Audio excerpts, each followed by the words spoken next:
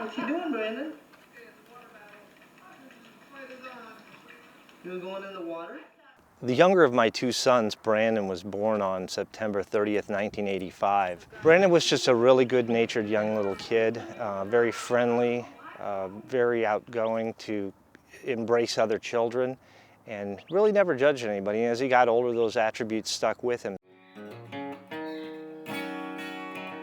When Brandon turned 12, he started taking bass lessons. His brother Stephen had taken guitar lessons, so he just felt like he wanted to have his own instrument. And he was very dedicated to it. He had a lot of natural aptitude for playing the instrument. He got really, really good at it. In addition to that, he liked the outdoors. He liked to hike in the mountains and the desert. December 2003, I'd started a new job and was traveling throughout the state of California with my boss for a week.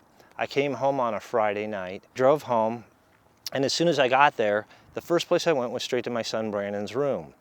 Now, 9 times out of 10 on a Friday night, he'd be gone out to the movies or whatever with friends. But I opened his door and there he was lying in bed watching TV, propped up, and a big smile came across his face. So I went over and gave him a hug. And we didn't even say a word to one another. It was just kind of a homecoming sort of thing. Highly unusual, but very touching and in retrospect, very important to me. The next day was January 10th, 2004. I had gotten up, made my coffee, and Brandon was in playing his bass and he was on the computer. And then I went in and joined him with my guitar and he on his bass, and we practiced a few songs. And then shortly thereafter, he made mention of a hike that he and some friends had intended to go on. And I started just feeling uncomfortable with this idea of the hike.